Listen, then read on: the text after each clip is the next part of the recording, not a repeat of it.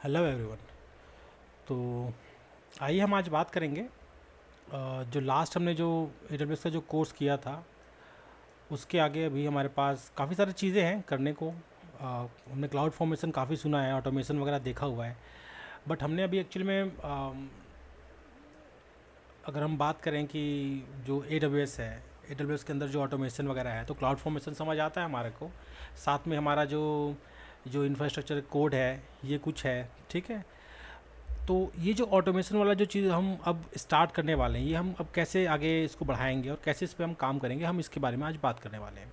सबसे पहले तो यही होगा कि जो हमारा जो इंफ्रास्ट्रक्चर एज अ कोड है, ठीक है। अब कहने में तो बहुत सिंपल लगता है कि चलो कुछ होगा, टेराफॉर्म होगा या क्लाउड फॉर्मेशन की बात करेंगे हम, ठीक है। बट ये एक्चुअल में ये यहाँ तक पहुँचा कैसे, यहाँ तक कैसे आया, तो थोड़ा हिस्ट्री में जाना पड़ेगा। जैसे होता है ना कि आप एक बेस से जब स्टार्ट करते हो तो आपको काफ़ी कुछ ना मतलब आगे मतलब काफ़ी चीज़ें अपने आप समझ आ जाती हैं, ठीक है। तो उसकी बात करेंगे हम। सबसे पहले अगर आप मेरी स्क्रीन पे देख पा रहे हो तो यहाँ पे आपको दिखेगा मैंने कुछ लाइनक्स का कुछ खोल रखा है यहाँ पे, cat etc issues something like that, ऐसे इशू है, ठीक है। तो ये कुछ कमांड वगैरह है लाइनक्स का, मुझे समझ आ रहा है कि तो लाइनक्स का सिस्टम है। और बात करते हैं हमारे ऑटोमेशन के बारे में। तो ऑटोमेशन कहाँ से स्टार्ट होता है, क्या चीज़ है ये। अब ऑटोमेशन अपने आप में कोई सॉफ्टवेयर तो है नहीं, कुछ ना कुछ आप अगर स्टार्ट करें उसको, अगर समझे बारीक चीज़ को समझें कि चलो ऑटोमेशन का मतलब ये होता है टेराफॉर्म, ऐसा बिल्कुल नहीं है। ऑटोमेशन का मतलब टेराफॉर्म नहीं होता। हाँ, वो एक टूल है आपका जो कि आपको ऑटोमेशन करने देता है। बट जो हमारा ऑटोमेशन जो है ना, अगर उसको हम सही मायने में उसको समझें तो ये होता है फ्लेक्सिबिलिटी, कि भाई ऐसा क्या चीज़ है जो आपके सिस्टम में ऑटोमेटिक तरीके से करता है। बहुत सारी चीज़ें हैं, जैसे आप विंडोज़ की हम बात कर ले तो विंडोज़ में क्या होता है ना, CS स्क्रिप्ट कहते थे हम, जो कि पहले बाद में उसको VB स्क्रिप्ट हमने कहा गया। क्योंकि देखो विंडोज़ का जो सिस्टम होता है उसमें होता क्या है, विंडोज़ के सिस्टम में आपके कुछ रन टाइम होते हैं। भाई वो काफ़ी सारे जो चीज़ें हैं उसके ना विजुअल बेसिक में बना था, डॉट नेट में बना था, तो डॉट नेट का जो रन टाइम है उसके अंदर होता है। अगर मैं VB स्क्रिप्ट वहाँ पे चलाऊँ तो अगर उसके अंदर रन टाइम है, जैसे पाइथन है या PHP है, PHP का स्क्रिप्ट चलाऊँ, अगर PHP का उसको मिलता है प्रोसेसर, मतलब जो प्री प्रोसेसर है या जो उसका जो रन टाइम है वो मिलेगा तो PHP का स्क्रिप्ट को भी चला देगा। ऐसे पाइथन का मिलेगा तो पाइथन का भी चला देगा, ठीक है। तो इसी तरह का जो विंडोज़ का जो नेटिव है वो था VB स्क्रिप्ट। तो VB स्क्रिप्ट के कई सारे ऐसे स्क्रिप्ट्स आते थे पहले, अभी भी हैं, चलते हैं, बट उतना ज़्यादा नहीं चलता। अब तो काफ़ी सारा चेंज हो गया। बट पहले टाइम में जैसे कि सिस्टम को रीनेम करना है या और भी बहुत सारे काम ऐसे करने हैं ना, तो हम VB स्क्रिप्ट के थ्रू करते थे। इवन कई सारे सॉफ्टवेयर को भी हम कई तरीके से उसको हम ऑटोमेट करते थे, ठीक है। अब बात आता है लाइनक्स का। आज की डेट में जितने भी सर्वर के जो भी हमारे जो सिस्टम्स है मोस्टली लाइनक्स पे चले गए, और ऑलमोस्ट 80-90% लाइनक्स पे ही हैं। बाकी विंडोज़ तो सिर्फ एक डिपेंडेंसी है कि आप उसको as a client operating system use करके आप जो भी करना है वो करते हो। इनमें उनके सर्वर्स भी उतने ज़्यादा इफ़ेक्टिव नहीं है लाइनक्स के सामने। जो भी हमारा क्लाउड है मोस्टली सब लाइनक्स पे ही बेस्ड करता है। अब बात करते हैं ऑटोमेशन की, ये आया कहाँ से होगा। तो अब जो ऑटोमेशन है, जैसे पहले टाइम में कभी भी हमारा ये, अगर मैं कहूँ आपको कि जो हमारा ये जो प्रोग्राम जब लोगों ने जब स्टार्ट किया होगा लिखना, तो ऐसा थोड़ी नहीं कोई अचानक से कोई सॉफ्टवेयर बन गया होगा, या MS एक्सेल पहले से बना दिया होगा, या लोटस नोट्स पहले से बना दिया होगा, या फॉक्स प्रो के अंदर कोई जो आपका एक सॉफ्टवेयर बना दिया गया। ऐसा तो बिल्कुल हुआ नहीं होगा भाई, कोई ना कोई उन लोगों ने कुछ प्रोग्राम वगैरह बनाया होगा। पहले तो ये प्रोग्राम बनाया होगा कि मशीन पहले समझ सके आपकी बातें, कि भाई मैं मशीन को बोल रहा हूँ कि भाई आप ऐसे करो, x + y = ये, तो x का वैल्यू ये है तो y का वैल्यू आप निकाल दो। तो ऐसा कुछ धीरे धीरे बनाया होगा ना उन लोगों ने। फिर उसको थोड़ा और ज़्यादा जैसे जैसे हमारे जो इम्प्रूवमेंट आया होगा तो उसके हिसाब से उन लोगों ने आगे और भी कई सारे चीज़ों को ऐड किया होगा। तो ऐसे करते करते क्या पता उन लोगों ने कुछ कंपाइलर प्रोग्रामिंग करने का जो तरीका है वो सब निकाला होगा। पहले आता था ना बेसिक आता था, कोबोल आता था, और भी डेल्फी आते थे, और भी कई सारे हैं, हमारा C है, C++ है। तो ऐसे ऐसे वो आगे बढ़ा होगा। अब हम बात करते हैं जैसे कि अब ऑपरेटिंग सिस्टम जब आया, सबसे पहले तो यूनिक्स ही आया, सबको पता है। तो यूनिक्स कैसे चला होगा, यूनिक्स के टाइम में देखो वहाँ पे भी तो कुछ पहले देखो ग्राफिकल तो पहले कुछ था नहीं। तो जो भी रहा होगा वहाँ पे सबसे पहले तो हमारा सेल रहा होगा, सेल या विंडोज़ में वो कमांड प्रॉम्प्ट कहते हैं, बट लाइनक्स में सेल कहते हैं, यूनिक्स में भी उसको सेल कहते हैं। तो सेल जो है सबसे पहला आया था। सेल में, अब सेल क्या है भाई, जैसे हम ऑपरेटिंग सिस्टम को स्टार्ट करते हैं तो कुछ ना कुछ EXE को तो लोड करता है। फिलहाल आज के डेट में तो हमें बस यही समझ आता है ना कि explorer.exe है, वही चलता है हमारे विंडोज़ में, हमें लाइनक्स की तो बात पता नहीं है। बट लाइनक्स में तो ये होता होगा ना कोई प्रोग्राम लोड करता होगा भाई, ये जो कोई प्रॉम्प्ट में चल रहा है या कोई ये जो कुछ मुझे प्रॉम्प्ट दिखाई दे रहा है ये क्या है, कोई ना कोई EXE है ना, ये बैस होगा या बिन हो, मतलब बिन बैस होगा या कुछ भी हो सकता है इसके अंदर। तो जैसे अगर हम बात करेंगे ऑटोमेशन की अगर उसकी बात करते हैं, तो अगर हम बात करें सेल की, तो सेल में क्या हुआ होगा, सेल आपको जैसे आपका सिस्टम बूट हुआ सेल पे लाके, जैसे भी मैं सेल पे आके, ये सेल है मान के चलो भाई, ये तो है ना आपका सेल है, या आप कमांड प्रॉम्प्ट बोल लो, यहाँ पे आके इसने छोड़ दिया। अब मेरा ऑपरेटिंग सिस्टम यहाँ तक है, मेरा ऑपरेटिंग सिस्टम यहाँ तक, अब मुझे इसके आगे काम करना है। मेरे पास कोई प्रोग्राम है तो मैं इसको प्रोग्राम को एग्जीक्यूट करूँगा, उसके थ्रू मैं कुछ काम करूँगा, ठीक है। अगर हम फाउंडेशन की बात करें हमारे ऑटोमेशन का, तो ऐसा नहीं कि एक दिन में ही आपका जेंकिंस बन गया, एक ही दिन में आपका एनसाइबल बन गया भाई, ये तो अभी आए हुए ना, लेकिन अभी 30-40 साल पहले से ये सब चीज़ है ऑलरेडी। ऑटोमेशन नहीं है, ऑटोमेशन तो बाद में चलो बताया गया उसको, बाकी तरीका तो ऑटोमेशन का ही है। अगर कमांड प्रॉम्प्ट में मैं कुछ लिखता हूँ कि 2-3-4-5 काम है, उसको एक साथ एक ही स्क्रिप्ट में कर दे, ठीक है ना। अगर मैं बैच में, अब जैसे ऑपरेटिंग सिस्टम भी होता था पहले टाइम पे, जो विंडोज़ के 3.0 होते थे, 98-95 जो था, उसमें भी बैट नाम का एक होता था फाइल, BAT बैट करके, या CMD भी होता था। तो वो बैच ऑफ फाइल्स होते थे ना, वो कई सारे काम को एक साथ कर देते थे, तो वो भी एक तरह से ऑटोमेशन है ना। तो वो कहाँ से आया होगा, वो कमांड प्रॉम्प्ट से आया होगा। इसी तरह से लाइनक्स में भी हुआ होगा। तो लाइनक्स में भी कुछ भाई वहाँ पे भी CMD होगा, जिसको हम सेल कहते हैं। सेल के अंदर बहुत सारे काम है, वो ऑटोमेटिक करके दे देता होगा आपको, तो उसको भी एक तरह से हम ऑटोमेशन कह सकते हैं। तो ऑटोमेशन का जो इंस्पिरेशन है एक्चुअल में यहीं से आया हुआ है। अब हम समझेंगे कि जो बेस है ऑटोमेशन का, वो है क्या चीज़। आपको पहले बेस समझना होगा। तो बेस क्या है, बेस कहने का मतलब कि हमारा जैसे कोई स्क्रिप्टिंग की बात करते हैं। देखो सबसे पहले अगर आपको ऑटोमेशन जानना है तो पहले उसको बेस को जानो। बेस क्या है, स्क्रिप्टिंग। स्क्रिप्टिंग क्या होता है, पावर सेल की स्क्रिप्टिंग होती है, सेल की स्क्रिप्टिंग होती है, इवन कमांड की भी होती है। बट कमांड में क्या होता है ना, जो विंडोज़ का कमांड है उसमें कई सारे चीज़ ना एक्सटेंसिव नहीं होते, यानी कि मतलब वो बहुत ही जैसे होता है ना कि अपना जो विंडोज़ का या जो विंडोज़ का पावर सेल है या लाइनक्स का जो सेल है वो बहुत सारे काम करता है वो, बट CMD थोड़ा सा उसमें कम है। तो इसलिए हम पावर सेल की बात करेंगे। जैसे अगर हम कभी भी स्क्रिप्टिंग की बात करते हैं ना, तो हम पावर सेल की बात करते हैं हमेशा, और हम बात करते हैं लाइनक्स के सेल की। लाइनक्स के सेल की वजह से पावर सेल आज आया हुआ है, उसी को देख के विंडोज़ ने पावर सेल लाया हुआ है। तो वो थोड़ा सेकेंडरी हो जाता है, वो विंडोज़ के सिस्टम्स को काफ़ी तरीके से अच्छे से मतलब उसको मेंटेन करने के लिए, अगर आपके पास बहुत बड़ा एक ह्यूज फ्लीट है, बहुत सारे 2000-3000 सिस्टम्स हैं, उनके लिए आपको अगर मेंटेन करना है तो पावर सेल आपको चाहिए होगा। बट लाइनक्स के जो सर्वर्स हैं उसको अगर मेंटेन करना है ना, तो उसके लिए आपको लाइनक्स का सेल चाहिए होगा। अब हम जानते हैं, बात करते हैं बैस का। सबसे पहले मैं देखता हूँ बैस क्या चीज़ है, विच बैस। अब ये विच बैस, ये कुछ समझ नहीं आ रहा मुझे कि चलो ठीक है, ये बैस नाम का कुछ चीज़ है, EXE होगा, चला के देखते हैं। कुछ तो आया नहीं है, कुछ वर्जन वगैरह है इसका, ये भी समझते हैं भाई। अगर कुछ सॉफ्टवेयर है तो वर्जन बताओ मुझे क्या है, या हेल्प करो। कुछ भी नहीं है, माइनस हेल्प। ये देखिए, जैसे मैंने बैस लिखा तो माइनस हेल्प लिखा, तो कुछ तो दिया है इसने मुझे। कह रहा है कि GNU बैस है, वर्जन है 5.1.6, रिलीज़ अब 64 बिट PC के लिए लाइनक्स GNU बनाया गया है, ठीक है। यूसेज बताया कि ये यूसेज है इसका, आप इसको करो, और GNU के लॉन्ग जो ऑप्शंस हैं और कई सारे जो ऑप्शंस हैं, स्क्रिप्ट फाइल वगैरह चलाओ। GNU के लॉन्ग ऑप्शंस क्या होते हैं, डिबग कर लो, डिबगर कर लो, हेल्प कर लो, काफ़ी सारी चीज़ें बता रही है कि वर्जन भी देखना है तो वर्जन भी देख सकते हैं। माइनस वर्जन के थ्रू सेल के ऑप्शंस ये हैं, तो ये इसके बारे में बता रहा है। तो कहने का मतलब ये कुछ सॉफ्टवेयर है, किसी ने भैया C में या C++ में लिखा होगा इसको, या कोई भी लैंग्वेज में जो इनको लैंग्वेज समझ आता है उसमें इन्होंने इसको लिखा होगा। तो ये समझ आ गया कि बैस है। अब बैस का ऑटोमेशन से क्या मतलब है, ठीक है, इसकी बात करते हैं। बैस क्या है, देखो पहले जो बैस आता था ना, वो एक अलग चीज़ था, उस पर इस तरह का नहीं होता था काम।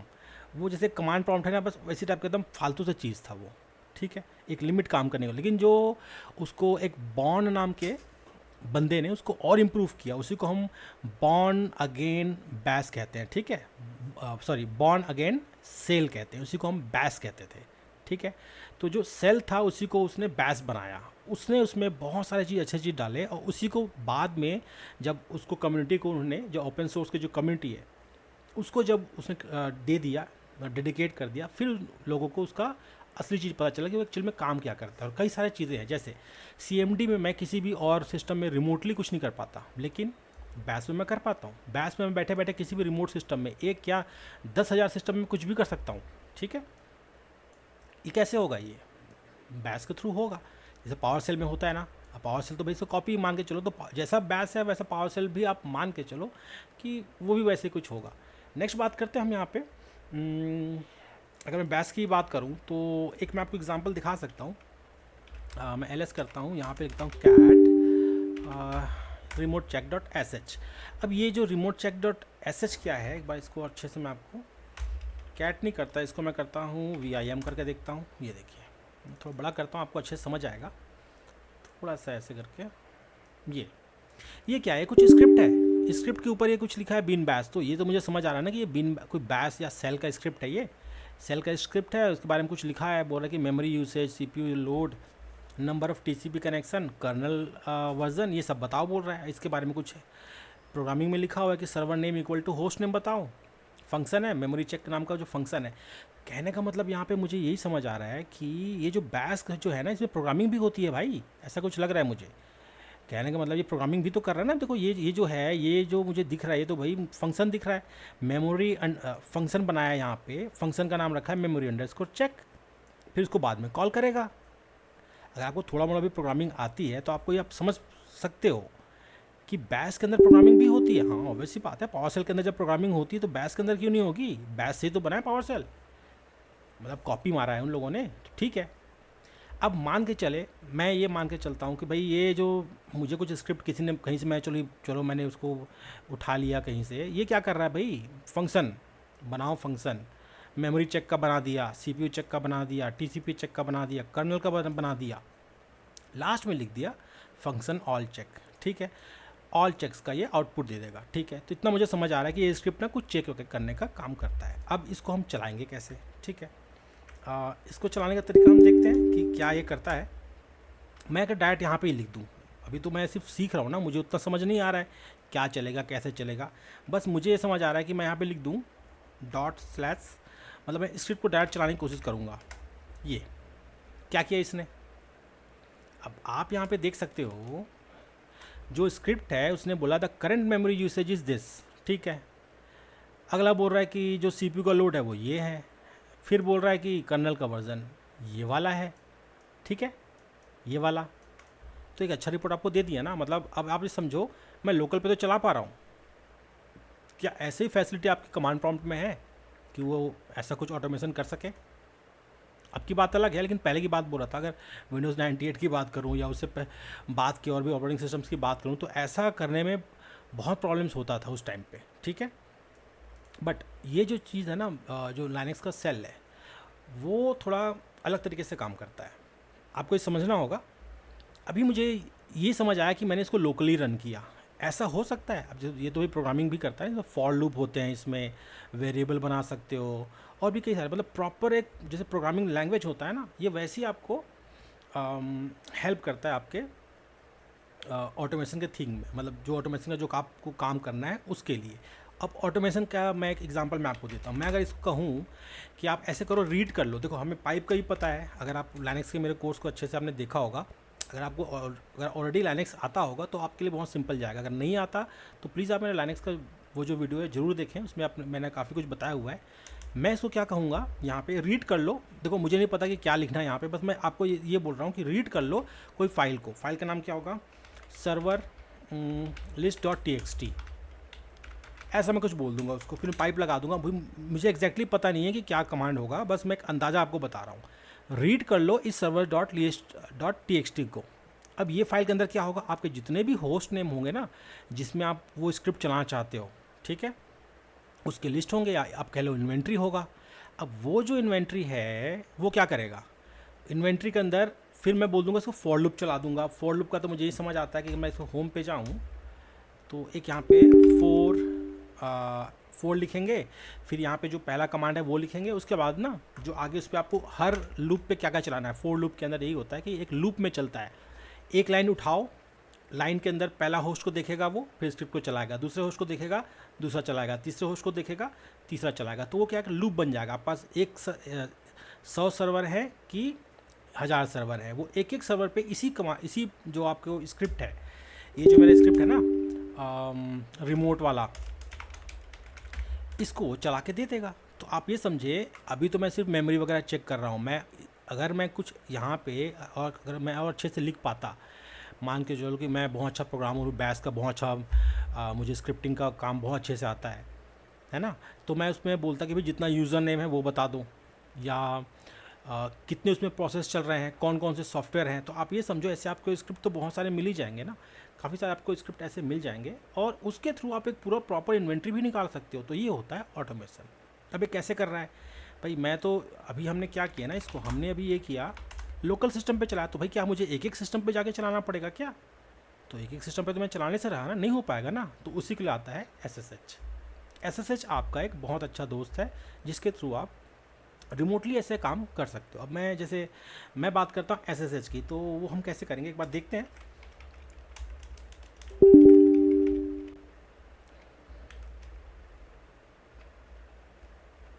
मैं क्या करूँगा, मुझे ना मैं ये चाहूँगा बस कि मैं ये स्क्रिप्ट चलाऊँ और किसी सर्वर पे चलाऊँ, ठीक है।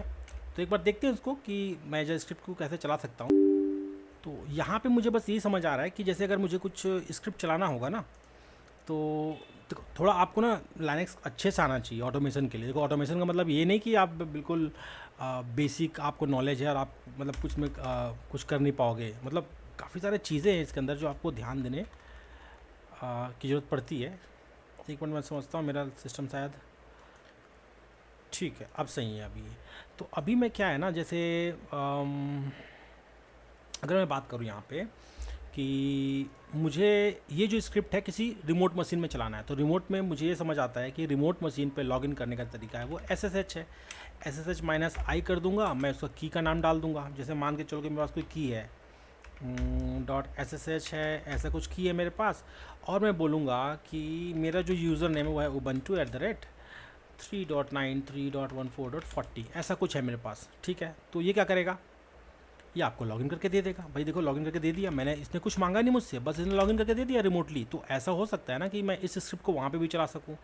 अब उसको देखते हैं कि वो हम कैसे कर सकते हैं।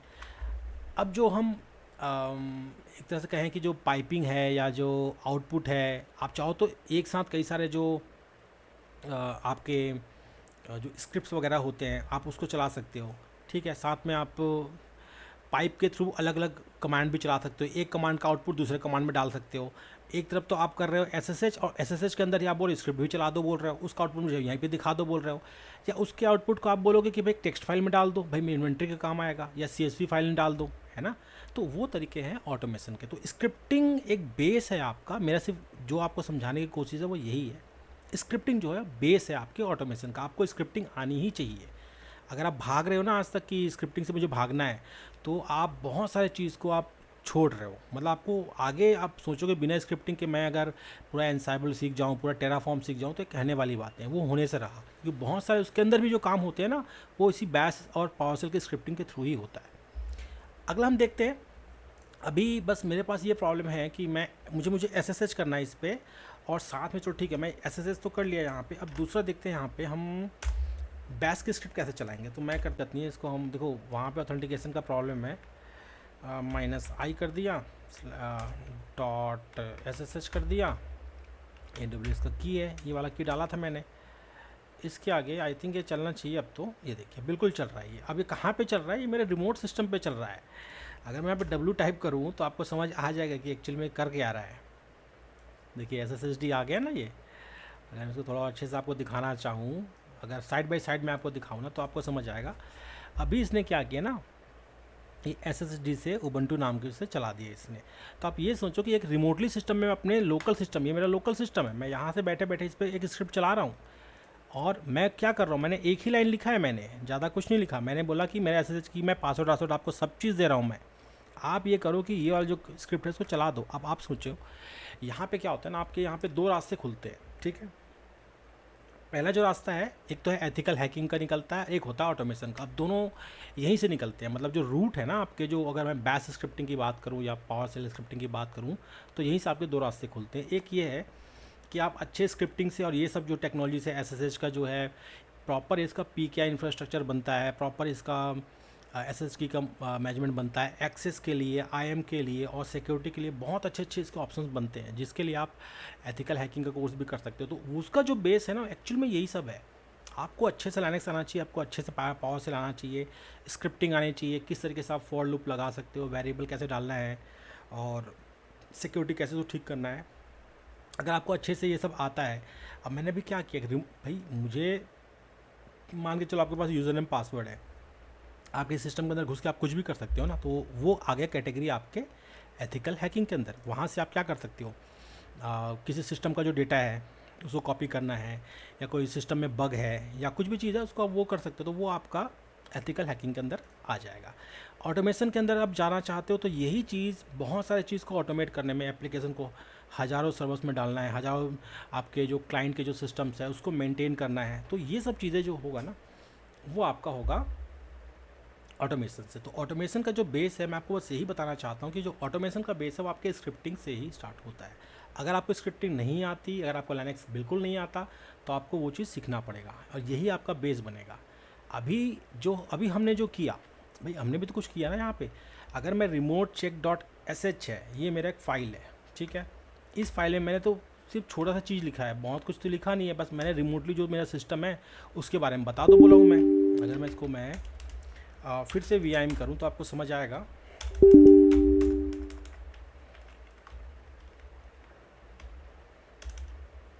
ये अगर मैं यहाँ पे इसको मैं, अब जो स्क्रिप्ट है मेरे, अब मैं इसमें लिखते जाऊँ, अगर मुझे अच्छे से बैश स्क्रिप्टिंग आती है, आपको अच्छे से आती है, तो आप क्या करोगे, आप लिखोगे ऐसा करो, पहले ऐप गेट अपडेट चला दो, ठीक है, चला दिया। फिर मैं बोलूँगा आप PHP का एक जो रन टाइम है 7.4 7.3 जो है उसको भाई डाल दो, वो डाल देगा। नेक्स्ट मैं बोलूँगा, जैसे कि अब स्क्रिप्टिंग आपको अच्छे से आती है, आपको लाइनक्स के जो कमांड्स बहुत अच्छे से आते हैं, तो आप क्या करोगे, आप कमांड के थ्रू ही ना, जो आपके अपाचे के कॉन्फ़िगरेशन फाइल है उसको AWK और एक आता है सेट कमांड, SED कमांड, उसके थ्रू आप उसको मॉडिफाई भी कर सकते हो। उसमें आप अपने खुद के जो कॉन्फ़िगरेशन आपने लोकल सिस्टम पे रखे, जैसे अभी मैंने क्या किया ना, अगर मैं यहाँ से रिमोटली बैठे बैठे किसी और सिस्टम में, ठीक है, किसी और सिस्टम में लॉगिन कर सकता हूँ, तो मैं अपने कॉन्फ़िगरेशन फाइल वहाँ पे भी डाल सकता हूँ, तो वहाँ पे आप अपने अपाचे कॉन्फ़िगरेशन फाइल डाल सकते हैं। फिर आप बोलते हैं कि डेटाबेस को भी कॉन्फ़िगर कर दो, डेटाबेस जो कॉन्फ़िगरेशन फाइल है उसमें आप पहले से लिख के रख दो कि डेटाबेस का जो होगा यूज़र नेम पासवर्ड, जो भी उसके कीज़ वगैरह होंगे, सॉल्ट कीज़ होंगे, कुछ भी होगा वो सब आप एक कॉन्फ़िगरेशन में लिख के उसको ट्रांसफ़र कर दो। लास्ट में आप बोल दो भाई सिस्टम CTL अपाचे रीस्टार्ट कर दो, रीस्टार्ट हो गया। रीस्टार्ट करते ही क्या होगा, आपका सिस्टम चलने लग जाएगा। अब फाइल्स, भाई पूरा का फाइल का अगर बंडल है आपके पास, फाइल को भी आप कॉपी कर सकते हो ना, पहले कॉपी करो जिप फॉर्मेट में, आप पहले कॉपी करो, फिर इसको अनजिप कर दो। अनजिप कहाँ पे करना है, www मतलब जो HTML var www HTML के अंदर होता है ना, उसके अंदर भी कॉपी कर दो। ये सब जो फाइल्स हैं इसको आप एडिट कर दो, मतलब जो भी कॉन्फ़िगरेशन वगैरह है उसको एडिट कर दो। एडिट करने के बाद क्या करो, उसको आप रीस्टार्ट कर दो सर्विस को, भी मेरा सर्वर तैयार। कहने का मतलब ये है कि अगर मैं यहाँ पे, ये मेरे रिमोट सिस्टम में हूँ, ये मेरा रिमोट सिस्टम है, ठीक है, ये मेरा रिमोट सिस्टम है। यहाँ पे मैं क्या किया ना, मैंने रिमोटली लॉगिन किया। क्या यहाँ पे मैं ये चाहता हूँ कि मैं एक अपाचे डालूँ, PHP डालूँ, डेटाबेस डालूँ, सब चीज़ डालूँ, तो हमारा जो ट्रेडिशनल वे है या जो बिगिनर वे है वो क्या कहता है, वो यही कहता है सबसे पहले रिमोट सिस्टम पे आप लॉगिन करो, ऐप गेट अपडेट करो, फिर अपाचे डालो, PHP डालो, डेटाबेस डालो, कॉन्फ़िगर करो, सब चीज़ को मैनुअल करो बोलता है ना। क्या यही चीज़ें मैं यहाँ से मैनुअली ना करके मैं रिमोटली कर सकता हूँ, तो बिल्कुल पॉसिबल है थ्रू सेल के थ्रू। जो अगर आप स्क्रिप्टिंग की बात करें ना, यही सब चीज़ आप पावर सेल में भी कर सकते हो। पावर सेल में भी विंडोज़ को मेंटेन करने के पूरे कमांड है, तो वो एक इंस्पिरेशन आप कह लो कि यहीं से पावर सेल ने भी काफ़ी कुछ उन्होंने किया हुआ है, और उसके तरीके से हम इस पर काम कर सकते हैं। नेक्स्ट हम एक, जैसे अगर हम बात करें, अगर स्क्रिप्टिंग की हम बात कर रहे हैं और स्क्रिप्टिंग के अंदर प्रोग्रामिंग होती है, तो क्या डेवऑप्स वाले बंदे को भी प्रोग्रामिंग आना चाहिए और कितना आना चाहिए, ये एक मतलब एक इम्पॉर्टेंट क्वेश्चन है। तो मैं ना ऑलमोस्ट काफ़ी साल तक मैंने काम किया, मैंने 12 साल 15 साल तक मैंने काम किया, लेकिन एक टाइम ऐसा आया मेरे पास जब मुझे ऐसा लगा कि मुझे प्रोग्रामिंग सीखना चाहिए। तो मैंने पीएचपी सीखा, थोड़ा सा और एक दो लैंग्वेजेस पाइथन वगैरह सीखे मैंने। मतलब ज़्यादा एकदम मैं हार्डकोर प्रोग्रामर नहीं हूँ, लेकिन जैसे आपको लूप आना चाहिए, फॉर लूप आना चाहिए, वेरिएबल आपको समझ आना चाहिए, अगर आपके कुछ आर्ग्यूमेंट्स वगैरह वहाँ पे हैं, एरे है, ये सब चीज़ें आपको आना चाहिए। इसके बहुत सारे काम हैं। देखो, एक तो ये है कि जो डेवऑप्स जो टर्मिनोलॉजी है ना, ये बहुत ना एक टाइटली मतलब कह लो कि कपल्ड होता है, या बहुत मतलब पास से जुड़ा होता है डेवलपर से। भाई डेवलपर, एक देखो डेवलपर का दिमाग अलग चलता है, भाई उसका काम है एप्लीकेशन बनाना, लेकिन उस एप्लीकेशन को इम्प्लीमेंट करना, उसको ढंग से चलाना, आपकी एक छोटी सी गलती से, है ना, या आपने मेमोरी ढंग से सेट नहीं कर रखा, उसने जो अपने सिस्टम में कर रखा है उसने वैसा आपने नहीं करा, कि आपको नॉलेज ही नहीं है, तो इसमें क्या होगा, कन्फ्लिक्ट होगा, ढंग से एप्लीकेशन चलेगा नहीं, एप्लीकेशन नहीं चलेगा तो नुकसान किसका होगा, या आपका होगा या डेवलपर का होगा। अब आपके ऊपर डिपेंड करता है कि आप डेवलपर को कैसे किस तरीके से समझा सकते हो। अगर आपको थोड़ा मोड़ा भी डेवलपमेंट आता है, मैं ये नहीं कह रहा कि बिल्कुल हार्ड कोर डेवलपमेंट करना है, मतलब वो जो कर रहा है ना वो आपको नॉलेज होना चाहिए, भले ही वो जो लॉजिक वगैरह वो लिखे उतने अंदर तक आप मत जाओ, लेकिन आपको ये पता होना चाहिए कि नोड जेएस का एप्लीकेशन कैसे चलेगा, पाइथन में जैंगो है, जैंगो का फ्रेमवर्क के अंदर कैसे उसका आर्किटेक्चर होता है, पीएचपी के अंदर कैसे कैसे क्लासेस बनते हैं, क्लासेस वाइज कैसे चलता है, वो कैसे वेरिएबल वगैरह का चलाता है, उसके अंदर फॉर्मूलास वगैरह कैसे चलते हैं, एक पेज से दूसरे पेज कैसे चलते हैं, है ना, और भी कई सारे सिस्टम के कई सारे वैल्यूज़ वगैरह होते हैं। तो काफ़ी सारी चीज़ें हैं जो आपको जानना चाहिए मेरे हिसाब से। और देखो, एज अ डेवॉप्स आपको अगर डेवलपमेंट नहीं आता ना, जरूरी नहीं कि प्रॉब्लम आएगा, लेकिन बट अगर आपको आता है तो आपको एक प्लस पॉइंट मिलेगा, एक आपको बेस बनेगा। पहला चीज़ कि हाँ आपको प्रोग्रामिंग आती है, आपको फोर लूप आता है, आपको अच्छे से एरे वगैरह लगाना, वेरिएबल वगैरह करने आता है, तो आप जैसे आप स्क्रिप्ट में भी उसको आप यूज़ कर सकते हो ना। तो मेरे हिसाब से आपको अगर थोड़ी मोड़ी तो प्रोग्रामिंग आपको आनी ही चाहिए एज अ डेवॉप्स। बात करते हैं बैस की। बैस जो है मेरा, बैस को मैं कैसे देखो, बैस ये थोड़ी ना कि एक स्क्रिप्ट है तो नोटपैड में लिख दो, हाँ लिख दो अच्छी बात है, लेकिन कहीं पे कुछ एरर है उसको भी पता लगाना है ना। तो सबसे बेस्ट जो तरीका है, आप कुछ टेक्स्ट एडिटर ले लो। अब देखो मेरे लिए तो मैं ये जो विजुअल स्टूडियो कोड है, ये जो है ना मेरा टेक्स्ट एडिटर ही है, ये फुल्ली आईडी नहीं है। फुल्ली आईडी जो होता है ना वो अलग होता है, जो इंटीग्रेटेड जो डेवलपमेंट आपके जो टूल्स होते हैं ना, जैसे कि हमारा विजुअल स्टूडियो हो गया, वो ठीक है, प्रोफेशनल हो गया, या आपका इंटेलीजे का हो गया, वो सब आपके फुल्ली एक आईडी होते हैं। ये बस आप टेक्स्ट एडिटर की तरह चलो, लेकिन ये काफ़ी आपको हेल्प करता है, बहुत सारे काम में आपको ये हेल्प करता है। यहाँ पे हम क्या करेंगे ना, अभी हम यहाँ पे सबसे पहले देखो, एक मैं ये तो मेरा चलो ठीक है, ये मेरा क्या है, ये मेरा विजुअल स्टूडियो कोड है। मैं क्या करूँगा, अभी मैं देखो लाइनक्स के सिस्टम पे लॉगिन हूँ, तो आपको मैंने शायद पहले वीडियो कई सारे वीडियोस में बताया है कि आप रिमोटली आपके विंडोज़ के अंदर WSL लाइनक्स डालो और लाइनक्स में आप चला सकते हो। अब यहाँ पे आप देखो मैं रूट से ही लॉगिन होगा, मैं बार बार इसको करूँ ना तो रूट से ही लॉगिन होगा। ये सब के कन्फिग्रेशन होते हैं, और आप एक अच्छा से मतलब विंडोज़ में ही बैठे बैठे लाइनक्स के अंदर भी बहुत सारे काम कर सकते हो। फिलहाल मैं पिछले प्रोजेक्ट के कुछ फाइल्स वगैरह खुले थे, मुझे इससे मतलब नहीं है, मैं इसको कर दूँगा, क्लोज़ करूँगा मैं, क्लोज़ फोल्डर कर दिया मैंने। यहाँ पे देखो मेरा फिर मैं वापस उसी पे आ गया। मैं यहाँ पे कहूँगा कि रूट WSL है ना, या तो मुझे ओपन करना पड़ेगा, तो या तो मैं यहाँ पे फाइल पे जाके देखूँ मैं कि ओपन फाइल करूँ और वहाँ पे जाके खोलूँ, या ये मैं कह सकता हूँ कि आप कनेक्ट कर दो WSL उबंटू को विथ डिस्ट्रो। मेरे पास एक डिस्ट्रो है उबंटू का, वो मैंने कनेक्ट कर दिया है, अभी कुछ इनिशियलाइज वगैरह करेगा। अब मैं एक्चुअली में अब विजुअल स्टूडियो जो है ना मेरा, सॉरी विजुअल स्टूडियो कोड है मेरा, ये क्या करेगा, अब लाइनक्स से कनेक्ट हो गया। यहाँ पे आप देखेंगे ना WSL से कनेक्ट हो गया है ये, तो ये सब चीज़ भी आपको जानना चाहिए, काफ़ी एडवांस चीज़ें हैं, और जो डेवलपर्स है बिल्कुल ऐसे ही काम करते हैं। मैं करूँगा ओपन फोल्डर, तो मेरा जो लाइनक्स का जो चीज़ें हैं ना ये वो खुलेगा। अभी यहाँ पे जो मुझे समझ आ रहा है मेरा, मैं रूट पे ही खोल के देखता हूँ, क्योंकि रूट पे ही ना आई थिंक रूट पे खोलूँ तो ज़्यादा अच्छा रहेगा। यहीं पे कुछ मेरे फाइल्स पड़े हुए थे यहाँ पे, या तो मैं इसमें करता हूँ कि देखो remote-check.sh, ये मेरा कुछ फाइल बना पड़ा था, ठीक है। अब देखें ये जो है मेरा, यहाँ पे राइट हैंड साइड में कुछ चीज़ें बता रहा है, साथ में ये भी बताता है कि इसके लिए जो लिंट होता है ना, या जो कलर, जो देखो यहाँ पे कुछ हरा, जो जितने भी हमारे जो कमेंटेड हैं वो हरे में आ रहे हैं, और जो काम की चीज़ें कुछ लाल में आ रहा है, कुछ पीले में आ रहा है, कुछ नीले में आ रहा है, तो ये सब कुछ काम की चीज़ें हैं, बाकी तो कमेंटेड है। तो ये जो रंग जो आपको बता देता है ना, इससे क्या फ़ायदा है, जो प्रोग्रामर होता है इसके ऊपर बहुत डिपेंड होता है। वो इससे पता लगा लेता है कि भाई एरर क्या है। अगर मैंने यहाँ पे हल्का से भी कुछ गलती कर दिया ना, जैसे यहाँ है, यहाँ पे मैंने कुछ ये लिख दिया, ठीक है, या इसके आगे मैंने कुछ ऐसा एकदम अजीब सा कुछ चीज़ लिख दिया और इसको मैं चलाऊँ ना तो ये एरर देने लग जाएगा ये, तो उससे पता चल जाता है कि भाई एरर है, ठीक है। और ये बहुत सारे ऐसे टूल्स आते हैं।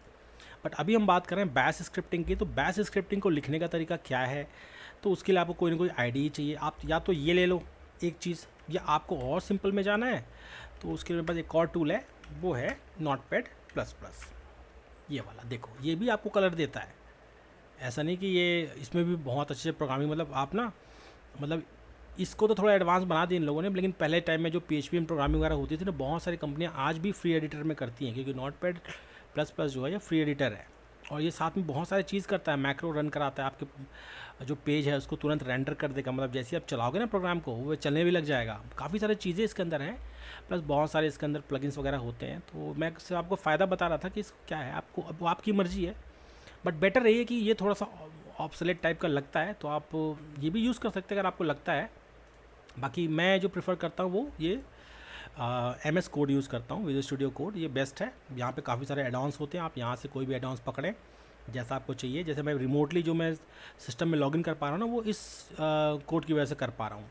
ये एडॉन है, ये रिमोटली WSL में आपको लॉगिन करा के दे देता है। फिर आप अपने विंडोज़ में डला हुआ जो विजुअल स्टूडियो कोड है उसके थ्रू आप सेल को रिमोटली एक्सेस कर पाते हो। इसी तरीके से जो कंटेनर्स वगैरह हैं, रिमोट SSH एडिटिंग करना है, टनल बनाने, बहुत सारे काम ये करके आपको देता है। तो यहाँ तक तो ठीक लग रहा है मुझे।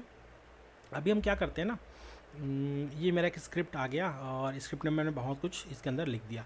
थोड़ा इसको समझते हैं, ज़्यादा इसके अंदर डीप में नहीं जाते। देखो ये भी एक अच्छा चीज़ है, बाकी हम एक सरसरी तौर पर इसको समझ सकते हैं कि जो सबसे ऊपर जो ये लिखा होता है ये क्या चीज़ है। ये तो अगर मैं इसको हटा दूँ या इसको उड़ा दूँ तो क्या नुकसान है, इसको मैं समझना पड़ेगा, ठीक है। ये जो है ना, आप देखो मैं एक सिंपल सी भाषा में आपको समझाता हूँ।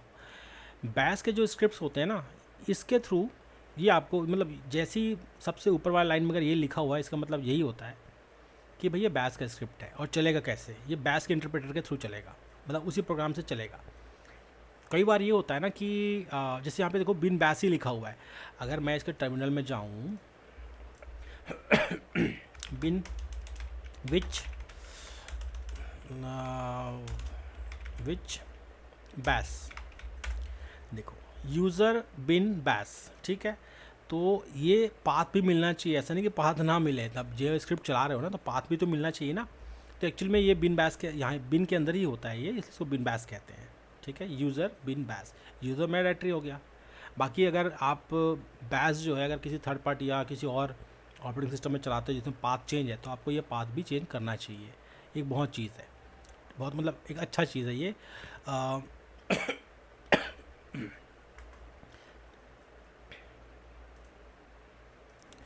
तो यहाँ पे हम बात करेंगे शबैंग की। ये जो हमारा शबैंग है ये एक्चुअल में ये वाला जो लाइन है, देखो है तो कमेंटेड आउट बट इसका बहुत काम है, ठीक है। इसको समझते हैं शबैंग क्या है। ये हैश से स्टार्ट होता है, एक्सक्लेमेशन से ये, ठीक है, हैश और एक्सक्लेमेशन से स्टार्ट होता है।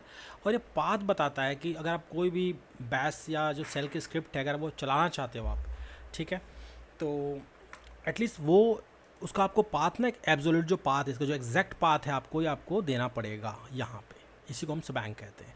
इसका क्या फ़ायदा है और क्या नुकसान है, भाई ये बताता है कि ये जो स्क्रिप्ट है इसको चलाने के लिए आपको जो EXE चाहिए वो यहाँ पे है। अब होता क्या है ना, कई बार ऐसे सिस्टम्स ऐसे होते हैं जहाँ पे इस तरह का सिचुएशन होता है, जहाँ पे आपका जो बैश फाइल होता है ना वो पाथ के अंदर होता नहीं, हमेशा बिन बैश के अंदर होगा नहीं होगा। जैसे कंटेनर्स की बात करें तो वहाँ पे होगा या नहीं होगा आपको पता नहीं है ना, या किसी और इन्वायरमेंट की बात करें तो वहाँ पे भी बैश के फाइल एग्जैक्टली वहाँ पे मिलेंगे नहीं मिलेंगे ये हमें पता नहीं है। तो उसको अच्छे से निपटने का तरीका यही है कि आप देखो बैश जो है इन्वायरमेंट में तो हमेशा ही होता है।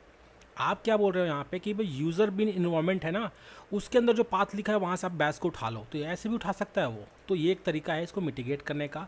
कई बार ऐसा होता है आपका स्क्रिप्ट ढंग से चल नहीं पा रहा है या कुछ और प्रॉब्लम्स आ रहा है, खासकर एक आता है यहाँ पे आपका जो एनकोडिंग है।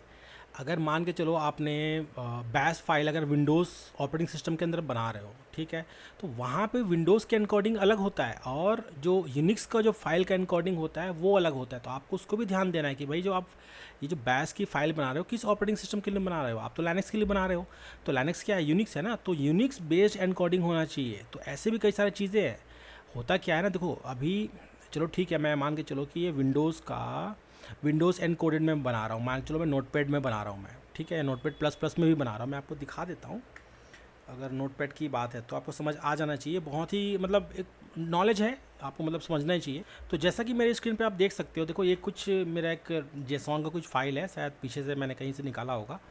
तो यहाँ पे देखो ये जो है भाई, ये जो मेरा नोटपैड प्लस प्लस का जो भी फाइल है ये बना तो विंडोज़ में ही है ना, ये विंडोज़ में ही बना है।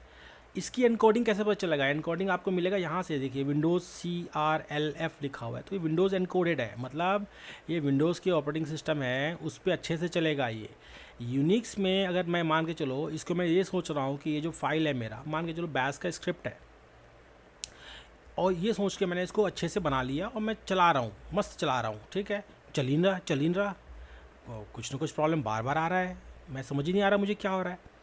होता ये है, इसके पीछे जो मैं अगर बात कहूँ तो एनकोडिंग का भी प्रॉब्लम होता है। एनकोडिंग में क्या होता है, कई बार ऐसे होता है ना कि जो एक्स्ट्रा स्पेसेस होते हैं, या कई बार ऐसा होता है कि ऑपरेटिंग सिस्टम की कंपैटिबिलिटी की वजह से कुछ जो आपके करैक्टर्स वगैरह हैं वो कुछ और दिखाते हैं, उसकी वजह से भी चलता नहीं है। तो इसलिए आपको ये भी ध्यान रखना है कि आपको जो एनकोडिंग है, खासकर यहाँ पे आपको यूनिक्स करना पड़ेगा।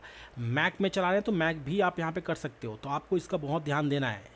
ऐसी छोटी छोटी गलतियाँ हैं। देखो अगर आप मैक बैंक के बारे में पता नहीं है, सॉरी इससे बैंक के बारे में पता नहीं है, जो ये मैं इसकी बात कर रहा हूँ, ये भी एक बहुत बड़ा कॉज है। दूसरा जो है इसकी इनकोडिंग बहुत बड़ा कॉज है। तो ये सब चीज़ों को मतलब आपको ध्यान देना चाहिए। नेक्स्ट बात करेंगे हम इसका थोड़ा सा और इसके और भी क्या क्या काम है वो हम थोड़ा समझेंगे। अगर मैं सिर्फ बैश प्रोग्रामिंग की बात करूँ, देखो बैश स्क्रिप्टिंग के साथ साथ प्रोग्रामिंग भी है, ऐसा हम मान के चलते हैं, बट एक्चुअल में ये कोई अपने आप में प्रोग्राम बनाता नहीं है। ये कुछ ऑपरेटिंग सिस्टम से रिलेटेड मतलब कई सारे काम को आपको कर देता है, ठीक है, और ये बहुत सारी चीज़ को ऑटोमेट करता है। ऑटोमेशन का फाउंडेशन आप ऐसा मान के चलो। तो सबसे छोटा जो सबसे पहले जो हम चीज़ सीखते हैं ना, किसी भी प्रोग्रामिंग लैंग्वेज है तो सभी बोलते हैं हेलो वर्ल्ड, कुछ भी हो हेलो वर्ल्ड, तो यही हेलो वर्ल्ड है। हेलो वर्ल्ड में क्या है, देखो ऊपर मैंने अपना सिबैंग दे दिया कि भैया बैश में ही चलना चाहिए मेरा, ये मैंने बोल दिया एको कर दो भाई। ऐसा तो हमारे कमांड के अंदर भी होता है ना, CMD के अंदर भी ऐसा कुछ होता है। वहाँ पे अब जब अगर कमांड के जो भी स्क्रिप्ट लिखते हो ना, तो उसमें भी आप एको वगैरह देते हो ना, वेट बोल देते हो कि वेट कर लो 3 मिनट तक वेट करता है, फिर वो नेक्स्ट स्टेप चलाता है। ऐसे कई सारी चीज़ें हैं जो हम देखेंगे और समझेंगे। ये सबसे छोटा सा एक उदाहरण है इसका कि ये कैसे चलता है। मैं जल्दी जल्दी उसको चला के मैं क्या करूँगा ना, इसको बस फ़िलहाल तो मैंने सेव कर दिया। मैं बोलूँगा ./remote.check, ये देखिए हेलो वर्ल्ड बोल दिया। हेलो वर्ल्ड भाई, मैं प्रोग्रामर बन गया, इसका मतलब मैंने पहला प्रोग्राम रन कर दिया, ठीक है। और नेक्स्ट जो चीज़ है वो जो हम कंसिडर करते हैं वो है जो मतलब इम्पॉर्टेंट पार्ट है। देखो वेरिएबल तो आपको मतलब हम क्लास 6 क्लास 7 से हम पढ़ते आ रहे हैं वेरिएबल्स क्या होता है। x=, ये कर लो, y=, ये कर लो, दोनों को प्लस करो माइनस करो, इसका स्क्वायर रूट निकाल दो, इसका वो निकाल दो।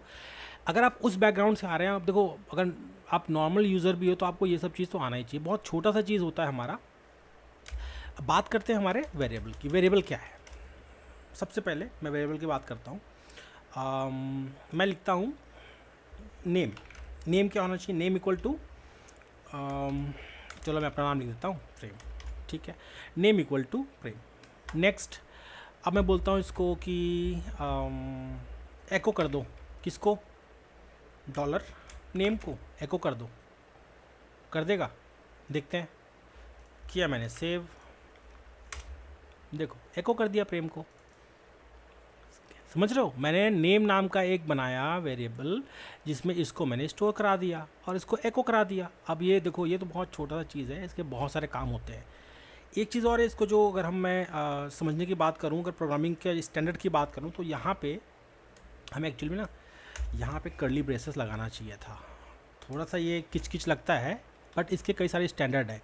इसके लगाने से मतलब ये फ़ायदा है कि आप डॉट के लगा के आगे अ, जैसे आपने यहाँ पे नेम लिखा, first name, second name, third name, और सबको कंकेटनेट करना चाहते हैं, मतलब 3-4 चीज़ के साथ जोड़ना चाहते हैं, या कुछ और वेरिएबल्स या टेक्स्ट वगैरह है उसको भी आप इसके अंदर ऐड करना चाहते हो, तो कर्ली ब्रेसेस उस टाइम पे बहुत काम का चीज़ है। वो आइसोलेट करता है और एग्जैक्टली आपको बताता है कि ये जो चीज़ें हैं ये टेक्स्ट, स्ट्रिंग या नंबर के साथ मिलके बने हैं, इसको किस तरीके से आपको एको कराना है, वो अपने आप उसको समझ लेता है। तो ये एक बेस्ट प्रैक्टिस होता है आपको कर्ली ब्रेसेस को यूज़ करना। मतलब देखो, प्रोग्रामिंग कर रहे हो ना आप, तो एक प्रॉपर तरीके से करो, ठीक है। अब चलो ठीक है, काम तो इससे भी चल जाएगा, बट काम चलाना और एक स्टैंडर्ड से काम करना, वो दोनों में काफ़ी डिफरेंस है, ठीक है। तो ये हो गया हमारा वेरिएबल। अगला देखते हैं, इसी तरीके से एक और कोड है मेरे पास, इसको समझते हैं। ये क्या कह रहा है, तो ठीक है, बैश स्क्रिप्ट ही है। ये बोल रहा है कि एको करेगा। एको मतलब ऐसा कुछ डायलॉग बॉक्स देगा हमारे को, पूछेगा what is your name, read name. Read का मतलब है वो इनपुट मांगेगा आपसे कि भाई आप बताओ आपका नाम क्या है। कुछ भी, जो भी नाम डालोगे या कुछ भी आप डालोगे ना, उसको क्या कर देगा, फिर से एको कर देगा, बोलेगा हाय देयर, और वहाँ पे आपने जो इनपुट दिया है ना उसको यहाँ पे लिख देगा। फिर बोल देगा एको वेलकम टू डेव डोजो, ऐसे लिख देगा, ठीक है। अब जो समझते हैं, अगर मैं इसको फिर से सेव करता हूँ और इसको मैं लिख देता हूँ, ठीक है, कोशिश करते हैं, समझते हैं। देखो ये बोल रहा है ना, अभी ये रुक गया, ये अब रीड का मतलब हो गया रुक गया। अब वो आपसे इनपुट लेगा, भाई मेरा नाम क्या है, प्रेम है, ठीक है। एंटर मारता हूँ, क्या कहते हैं, hi there Prem welcome to Dev Dojo, ठीक है। तो ऐसे आपको कई सारे आपको इसके एग्जाम्पल्स मिलेंगे। नेक्स्ट बात करते हैं हम आर्ग्यूमेंट के बारे में।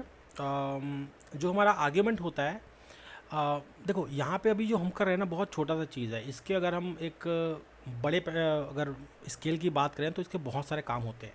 यहाँ पे कुछ एको करने को बोल रहा है कि आर्ग्यूमेंट 1 इज़ $1, $2, $3, ठीक है। तो एक्चुअली में $1 मतलब वो पैसे वाला डॉलर नहीं है, नंबर 1, नंबर 2, नंबर 3 है ये। यहाँ पे जो स्क्रिप्ट है, अगर मैं इसको सेव करता हूँ, मैं इसको कहता हूँ कि रिमोट अंडरस्कोर check.sh के बाद मैं आर्ग्यूमेंट लिख देता हूँ डॉग, कैट, और लिख देता हूँ लॉयन, ऐसा कुछ लिख देता हूँ। ये क्या करता है, ये देखिए, मतलब ये जो आर्गुमेंट है इसको रीड कर लेगा। ये पहला आर्गुमेंट क्या है, डॉग है, फिर कैट है, फिर लॉयन है। तो प्रोग्रामिंग में इसके और भी अलग से यूसेज है, वो हम जैसे आपको कभी ज़रूरत पड़ेगी ना, वो हम इसको देखेंगे, समझेंगे। बाकी आर्गुमेंट इस तरीके से चलता है। ये बात करते हैं एरे की। एरे क्या है ना, एक मतलब सीरीज़ ऑफ वैल्यूज़, आप ऐसा कुछ मान के चलो। जैसे ऐसा कुछ कंडीशन आपके पास रखा जाता है कि जहाँ पे मतलब आप वही काम बार बार कराना चाहते हो, ठीक है। मतलब एरे में या कुछ चीज़ रखना चाहते हो, या कोई जैसे कि 2+2 कितना होता है, 4 है, 4+2 कितना होता है, 6 है, फिर उसके बाद फिर 2 करो कितना होता है। तो एक मतलब एक रेंज टाइप के बनते जा रहे हैं। तो वैसा कुछ इसको मान के चलो। मतलब एक जो एक्सट्रीम प्रोग्रामर है उसको वो जो यूज़ करता है वो अलग चीज़ है। यहाँ पे जो है कंसेप्ट वही है, बट जैसे इसको अगर हम लूप के अंदर लेके जाएं, अब हम लूप में कहते हैं ना कि मेरे पास 4 सर्वर्स है यहाँ पे, भाई 4 सर्वर को मैंने ये वैल्यू दे दिया है, आप जब लूप चलाओ तो इनको एरे से उठा लो। तो एरे से उठा के वो जो आपने जो वैल्यू दे रखा है ना एरे के अंदर, वो उस पर चलाते जाएगा। तो आप ये देखो कि दो, एक एरे और प्लस एक फॉर लूप, ये दोनों को मिला के उन लोगों ने इसको आप कितना अच्छा ऑटोमेट कर सकते हो। एक ऐसा एग्जांपल मैं लेके आपको दिखा सकता हूँ, ठीक है। तो ये होता है एरे। एरे में क्या है कि एक लंबा सा आपका कहे तो सीरीज़ बन जाएगा। सीरीज़ पे आप अपने वैल्यूज़ डाल लो और उसको उसके तरीके से आप उसको यूज़ कर सकते हो। थोड़ा सा डिटेल में देखते हैं इसको। अगर मैं आपको ये वाला जो एको कराऊँ, माई एरे 1, तो जो एरे नंबर 1 है, जो इसका जो एक नंबर का जो आपका जो स्थिति है इसका, उसका क्या ये देगा, वो हम यहाँ पे देखते हैं। बोल रहा है वैल्यू 2, भाई यहाँ पे तो भाई जो एक नंबर का है वो वैल्यू 1 है, लेकिन वैल्यू 2 क्यों दिखा रहा है। ये थोड़ा सा प्रोग्रामिंग का है, आपको समझना चाहिए। आप जिनको प्रोग्रामिंग आता है उनके तो बच्चों का खेल है ये। अगर जो नॉन प्रोग्रामर है उनके लिए बता दूं कि जो वैल्यू 1 है, ये जो पहला जिनको मैंने वैल्यू दिया है ना, ये एक्चुअली में 0 है। ये 0 से स्टार्ट हो, इसको 0 कहते हैं, इसको 1 कहते हैं, इसको 2 कहते हैं, इसको 3 कहते हैं। आप चाहो तो इसको वैल्यू के अंदर कुछ भी लिख सकते थे। यहाँ पर मैं लिख सकता था कि डॉग, कैट, लॉयन, टाइगर, कुछ भी लिख सकता था। तो ये उसको जो प्लेस है ना इसका, इसको 0 मान के चलता है। तो यहाँ पे जो वैल्यू दोगे वो 0 है, फिर 1, 2, 3, तो इसलिए उसने ना 2 नंबर वाले का दिया है, ठीक है। यहाँ पे जो वैल्यू है ना वो 2 दिया है, क्योंकि मैंने इसको बोला ना यहाँ पे कि आप एको कर दो 1 को। अगर मैं इसको कहूँ 0 को कर दो तो वो कुछ और दिखाएगा। देखिए वैल्यू 1 दिखाया ना। तो ये होता है आपका एरे। और थोड़ा समझते हैं इसका और कॉम्प्लेक्स क्या हो सकता है। यहाँ पे अगर मैं इस कोड की बात करूँ तो ये कोड क्या कर रहा है, देखो जो एरे है मेरा, वो अगर मैं स्लाइसिंग की बात करूँ, देखो मैं एकदम प्रोग्रामिंग के डीप के अंदर नहीं जाता, बस ये चाहता हूँ कि ये सब जो चीज़ें हैं ना, मतलब आप अपने स्क्रिप्ट वगैरह में या ऑटोमेशन में आप इसको याद रहे कि भी ये ऑप्शंस होते हैं। कई बार ऐसे होता है कि हम लोग को नॉलेज नहीं होता ना, तो उस टाइम पे हम ऐसे चीज़ों को, भाई नॉलेज ही नहीं तो कहाँ उसको यूज़ कर पाओगे। आप कोई ऑटोमेशन कर रहे हो और आप कहीं पे फंस गए, यार ये चीज़ कैसे होगा। अगर आपको इस चीज़ का नॉलेज होता ना, मतलब अगर है, तो आप उसको वहाँ पे यूज़ कर सकते थे ना। तो वही है, मतलब जितना ज़्यादा इसको आप पढ़ोगे उतना ज़्यादा आपको समझ आएगा। जो हमारा एरे होता है उसकी स्लाइसिंग भी होती है। जैसे मैं यहाँ पे एक एरे मैंने डाल दिया ABCDE। पोजीशन क्या है इसका, इंडेक्सिंग पोजीशन ये 0 1 2 3 4, ठीक है। इको कर दिया एरे एट द रेट, तो इसका आउटपुट क्या आएगा, ABCDE आएगा। यहाँ पे एको कर दिया एरे 1, तो आउटपुट आएगा B। 1 बोला ना इसको, ये 1 है, ये तो 0 है, तो B को दे देगा वो, तो ये समझ आता है। Print range of elements bash 4.0 plus के आगे ये होता है, मतलब आपको बता भी रहा है एक्चुअली में। तो एको कर दिया एरे एट द रेट 1:3, तो ये क्या बी सी डी को देगा। एट द रेट मतलब बी कौन सा हमारा 1, 3 क्या है हमारा C और D, मतलब एक एरे को जो है ना रेंज जो है आपका पूरा रेंज को दे देगा ये, ठीक है। अगला जो है print from index to the end, index से लेके, जो ये इंडेक्स है एट द रेट इंडेक्स है, इससे लेके 3 तक का, तो इससे लेके 3 तक का, तो ये DE तक को दे देगा। इसको छोड़ देगा, बाकी इसको दे देगा, ठीक है। तो ऐसे कई सारे स्लाइसिंग होती हैं, इसको और भी आप अपने जो ऑटोमेशन का काम है उसमें आप कर सकते हो इसको, और उसको हम आगे देखेंगे भी अगर जब ज़रूरत पड़ी तो। फिलहाल तो बस हमें यही देखना है कि बैश की स्क्रिप्टिंग कैसे होती है, कितना हद तक इसमें प्रोग्रामिंग होता है, क्या उसको हम समझ सकते हैं एज अ क्लाउड एडमिन या सिस्टम एडमिनिस्ट्रेटर, या आप जो भी समझ ले, लेकिन इतना तो नॉलेज आपको गेन करना ही चाहिए अगर आपको डेवॉप्स में काम करना है तो। बात करते हैं ऑपरेटर्स की। अब यहाँ पे ये जो लिखा है थोड़ा सा अजीब सा दिख रहा है, लेकिन समझ कुछ नहीं आ रहा है कि क्या है कैसा है, बट आपको थोड़ा समझना पड़ेगा। यहाँ पे जो इक्वल टू से समझ आ रहा है, तो अगर मैं ऑपरेटर्स की बात करूँ कि अरिथमेटिक ऑपरेटर्स होते हैं, यहाँ पे EQ लिखा है तो इक्वल होगा कुछ, -LE लिखा है तो लेस होना चाहिए, एंड लिखा है और यहाँ पे पाइप लिखा है, तो ये आपके ऑपरेटर्स होते हैं। ये क्या काम करते हैं, लेफ़्ट साइड को राइट हैंड साइड से कंपेयर कराने का काम करते हैं, है ना। तरीके कई सारे हो सकते हैं कि डॉलर फाइल है, अभी डॉलर फाइल चलो ठीक है, ये माइट भी कोई वेरिएबल वगैरह होगा फाइल के नाम से, या फाइल जो भी हो, और इसका -A -C -F। देखो ये थोड़ा सा देखने में अजीब सा लग रहा है, बट इसको मतलब एक मिनिमल मतलब एफर्ट कर लें कि कितना छोटा से छोटा आप बैश को मतलब बना सकते हैं समझने में। एक बार आपको समझ आ गया तो आपको ये बहुत सिंपल लगेगा, यार छोटा सा कोड है, इतना बस लिखो, इतने से काम हो जाता है, ठीक है। इसको समझते हैं। यहाँ पे जैसे -A है, ठीक है, ये कुछ जो मुझे समझ आता है वो ये है कि ये कुछ ऑपरेटर है, -A -C ये सब समझ आता है। यहाँ पे ये कुछ ऑपरेटर है, ठीक है। अब -A क्या है, अगर जो आपका फाइल है अगर वो एग्जिस्ट करता है, ठीक है, अगर जो फाइल है अगर वो एग्जिस्ट करता है तो ये -A है, ठीक है। मतलब एक कंपेयरिंग आप कर सकते हो इसको इसी तरह से। -C है, -F है, अगर वो मतलब करेक्टर बेस्ड है, मान के चलो जो फाइल है आपका, आप फाइल से क्या, देखो आप कुछ ऑटोमेशन का काम कर रहे हो, ठीक है, आप उसमें खोजना चाहते हो कि अगर उस फाइल में वो करेक्टर बेस्ड उसके अंदर कुछ चीज़ है तो आप उसको ट्रू बोल दो, नहीं तो फॉल्स बोल देना। तो आप ये सोचो कि आप कुछ स्पेशल कुछ ऑटोमेशन काम कर रहे हैं, वहाँ पे आपका दिमाग लग जाता है कि आप कहते हैं कि अगर वो करेक्टर वाला है उसके अंदर फाइल कोई करेक्टर से स्पेशल करेक्टर है तो भाई इसको ट्रू बताओ, मतलब आपको पहले पता चल जाएगा ना, और उसके बेस पे आप उसके ऊपर कुछ कन्फिगरेशन कर सकते हो। इसी तरह से -F है, अगर जो F है मतलब फाइल है आपका, जो डॉलर फाइल के अंदर मान के चलो आपका जो फाइल है वो एक्चुअल में एक फ़ाइल है कह लो, या आप एक बार बताता हूँ मैं आपको। जैसे कि ये जो फाइल की जो बात हम कर रहे थे, अगर मान के चलो कि एक देखो ये तो हमारा हो गया कि ये जो अगर स्पेशल करेक्टर है तो फाइल का मतलब अगर रेगुलर फाइल है वो, ठीक है, अगर वो रेगुलर फाइल है तो भाई इसको ट्रू रिटर्न करो, नहीं तो फॉल्स करो। तो आप कंपेयर करा सकते हो ना। देखो ऑपरेटर का मतलब यही हो कि आप दो चीज़ों को कंपेयर करा रहे हो, ठीक है। W का मतलब हो गया आई थिंक राइटेबल, ऐसा कुछ होगा, राइटेबल या एग्जीक्यूटेबल ऐसा सब कुछ होगा। अच्छा एग्जीक्यूटेबल होगा, अगर वो जो फाइल है वो एग्जीक्यूटेबल है तो आप ट्रू करा दो, मतलब आप कंपेयर करा रहे हो दो चीज़ों को, या आप कोई भी ऑटोमेशन का काम करा रहे हो, वहाँ पे आपको ज़रूरत पड़ गई है कि जो आपका फाइल है वो राइटेबल है, तो वो आपको बता दे कि हाँ भाई ये ट्रू है, हाँ वो राइटेबल है, वो आपको बता दे, ठीक है। ऐसे माइनस वी है, वी का मतलब यहाँ पे कुछ वैर नाम लिख रखा है, मतलब यही हुआ कि अगर वो वेरिएबल है जो आप जिस चीज़ से कंपेयर करा रहे हो, जिस चीज़ को खोज रहे हो, अगर वो वेरिएबल हुआ तो भाई वो माइनस वी, मतलब माइनस वी शॉर्ट फॉर्म है उसका, तो आपको ट्रू दे देगा वो। स्ट्रिंग्स की बात करते हैं, अगर ये इक्वल टू ये हो गया तो ट्रू कर दो, नहीं तो फॉल्स कर दो। इसी तरह से ये माइनस ई क्यू भी होता है, इसका मतलब है इसका इसका थोड़ा सा अंतर है, ये इक्वल टू के बराबर है, ये लेस के बराबर है। कुछ टेस्ट केस होते हैं जैसे एंड और इसको कहते हैं एंड, इसको कहते हैं और। तो बेसिक प्रोग्रामिंग की चीज़ें हैं, ये इक्वल टू को दर्शाता है कि left hand side right hand side से इक्वल टू है कि नहीं, उसका फिर आउटपुट बता देगा आपको कि ये आउटपुट है उसका, और इसके बेस पे आप बहुत सारे मतलब जो जोड़ने घटाने वाला काम है, कंपेयर करने वाला काम है, वो सब आप आराम से कर सकते हो। देखो मैं एकदम डीप में नहीं जा सकता इसके अंदर, डीप में जाऊँगा तो बहुत लंबा वीडियो बनेगा, एक एक फंक्शन को करूँ तो काफ़ी लंबा हो जाएगा, बट आपको ये एक बेसिक नॉलेज मैं आपको दे सकता हूँ कि इस पर आप और काम करो।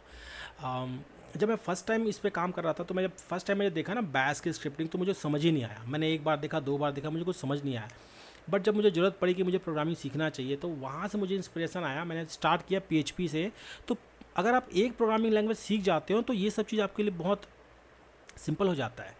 इवन आपने अगर चलो PHP से स्टार्ट कर लिया, पाइथन से स्टार्ट कर लिया, तो आप ये सोचो कि पाइथन से ही आप जावा स्क्रिप्ट भी पूरा सीख सकते हो। पाइथन अगर आपको आता है तो PHP सीख सकते हो, C++ सीख सकते हो, मतलब सब में एक दूसरे से कुछ ना कुछ मिलता है, बस लिखने का तरीका अलग है, मशीन को समझाने का तरीका अलग है। तो उसी तरह से बैश स्क्रिप्ट है, अगर आपको PHP जैसे प्रोग्रामिंग अच्छे से आता है तो आप बैश स्क्रिप्ट तो आराम से कर ही सकते हो।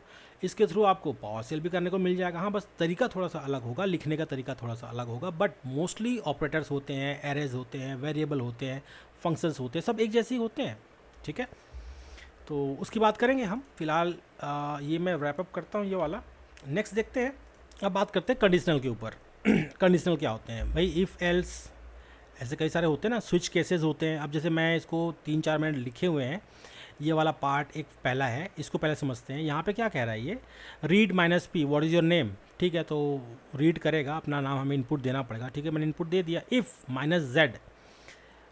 मतलब name, then echo please enter your name. अगर ये -z हुआ, अब देखो ये एक अरिथमेटिक ऑपरेटर का कुछ बोला गया है कि अगर ये z हुआ तो उसको बोलो कि प्लीज़ एंटर योर नेम। अब इसको समझना है हमारे को, देखो कैसे ऑटोमेट कर रहा है ये। यहाँ पे जो z है, ये तो मुझे समझ आ रहा है कि ये ऑपरेटर है कुछ, ठीक है। अब क्या ऑपरेट करता है, तो z आई थिंक 0 को डिनोट करता है।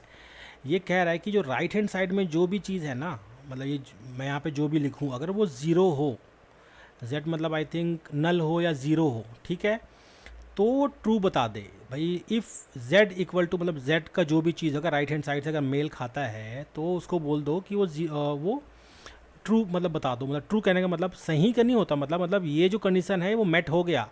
इसका मतलब ये हुआ कि अगर मैंने नेम के अंदर कुछ भी नहीं लिखा, ठीक है, तो वो क्या करेगा, वो ये कहेगा फिर से अपना नाम लिखो।